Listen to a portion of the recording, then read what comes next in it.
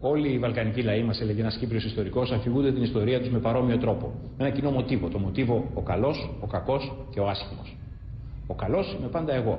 Εγώ ο Έλληνας, εγώ ο Τούρκος, εγώ ο Βούλγαρος ή ο Αλβανός, που ήμουν πάντα το θύμα της βαρβαρότητας των άλλων.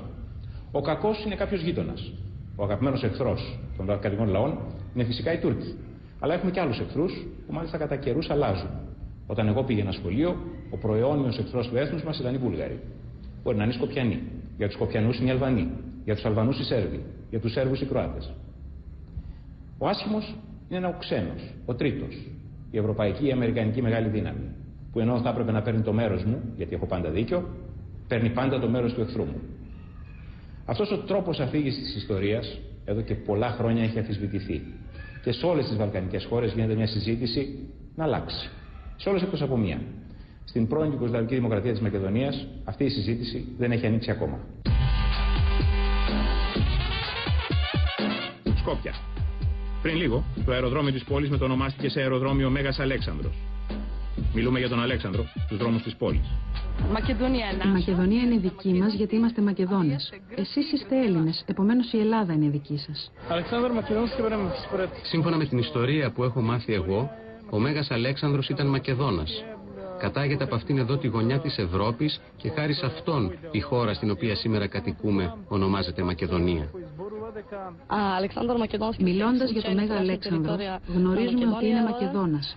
Μπορεί να μην υπάρχουν γραπτά μνημεία από την εποχή στην αρχαία μακεδονική διάλεκτο, αλλά είναι ευρέως γνωστό ότι έδινε τις διαταγές στους στρατιώτες του στη μακεδονική διάλεκτο.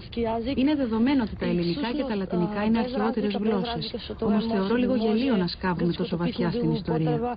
Εξάλλου είναι προβληματική η θεωρία που υποστηρίζει ότι οι σύγχρονοι Σλαβομακεδόνες κατάγονται απευθείας από τους αρχαίους Μακεδόνες. Όπως και ότι οι νεοέλληνες κατάγονται από τους αρχαίους Έλληνες. Η Τίνα είναι φοιτήτρια στο Πανεπιστήμιο των Σκοπίων. Το δικαίωμα της χώρας τους στην κληρονομιά του Αλεξάνδρου δεν αμφισβητείται εδώ.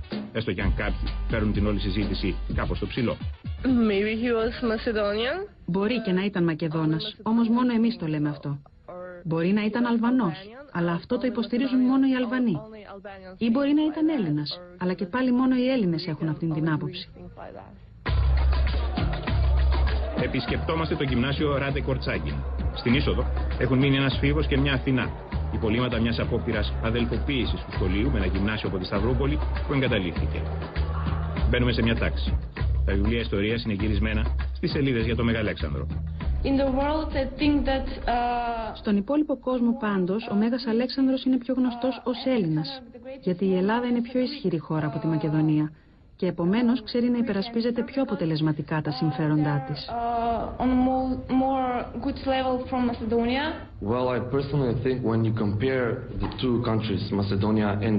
Προσωπικά πιστεύω ότι όταν συγκρίνουμε τα δικά μας επιχειρήματα με τα δικά σας, η Ελλάδα φαίνεται να έχει ισχυρότερα στοιχεία για την πνευματική κληρονομιά του Αλέξανδρου. Άλλωστε, όταν περπατάς στους δρόμους των Σκοπίων, δεν βλέπεις ούτε ένα μνημείο, ούτε ένα άγαλμα ή μια πρωτομοίη για τον Μέγα Αλέξανδρο.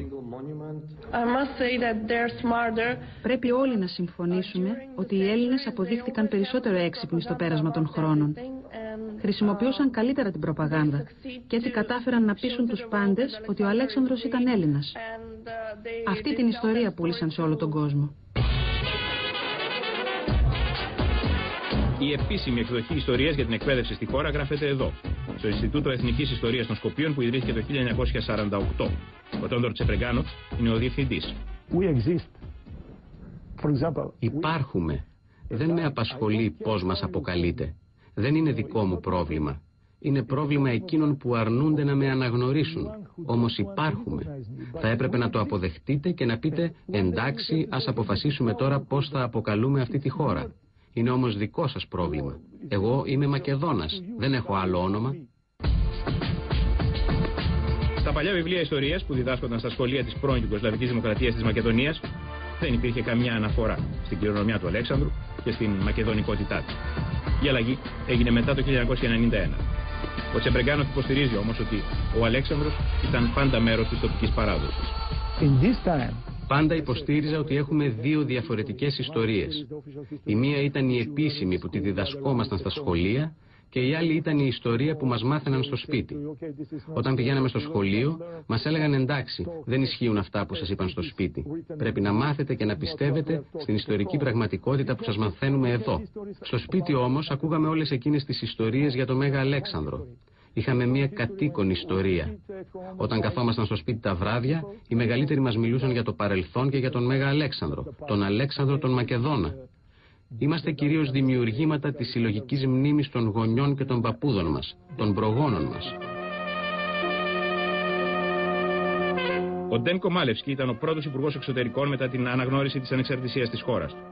Ήταν εκείνος που βρέθηκε απέναντι στον Αντώνη Σαμαρά στις διαμάχες της εποχής. Ήταν μια τραγωδία, μας λέει σήμερα, που οι πιο μετριοπαθείς πολιτικές δυνάμεις δεν κατάφεραν να φτάσουν τότε σε ένα συμβιβασμό. Όσο για τον Αλέξανδρο και τη θέση του στην ιστορία της χώρας, ο Μάλευσκι αναγνωρίζει ότι αυτό είναι προϊόν πολιτικής σκοπιμότητας μάλλον, παρά ιστορικής παράδοσης. Η ιδέα πως ο Μέγας Αλέξανδρος μας ανήκει ήταν στα μυαλά μερικών περιθωριακών ομάδων μόνον. Ήταν ασήμαντη στα πρώτα χρόνια της ανεξαρτησίας μας. Όμως το μεγάλο πρόβλημα είναι ότι τα παλιά βαλκανικά έθνη έχουν μάθει να νομιμοποιούνται μέσω της ιστορίας. Στα Βαλκάνια, για να σε αναγνωρίσουν σαν κράτος, πρέπει να έχεις ιστορία 2.000-3.000 χρόνων. Αφού λοιπόν μας υποχρεώσατε να εφεύρουμε μια ιστορία, την εφήβραμε. Για τον Μάλευσκι, η χώρα του εξωθήθηκε από την άρνηση συμβιβασμού της Ελλάδας σε μια παράλογη κούρσα στην ιστορία, για να θεμελιώσει παράλογα δικαιώματα σε αυτήν. Η πίεση που δεχθήκαμε από τον ελληνικό πολιτικό κόσμο είχε ως αποτέλεσμα να ιτηθούμε εμείς οι μετριοπαθείς και τη θέση μας να πάρουν τα ριζοσπαστικά εθνικιστικά στοιχεία. Αφού δεν μας επιτρέψατε να υπάρξουμε με αξιοπρέπεια ως κράτος δίπλα σας και δεν μας δώσατε το χρόνο να λύσουμε σιγά σιγά τα προβλήματά μας, τις ιστορικές μας διαφορές, μας υποχρεώσατε να αρχίσουμε να σκάβουμε κι εμείς την ιστορία όσο βαθιά σκάβετε κι εσείς. Εσείς μας οδηγήσατε στην αγκαλιά των ακραίων εθνικιστών, που τώρα λένε πως είμαστε απευθείας απόγονοι του Μεγάλου Αλεξάνδρου. Η αντίδρασή σας ήταν μια αυτοεκπληρούμενη προφητεία, σαν να θέλατε να συμβεί αυτό που συνέβη.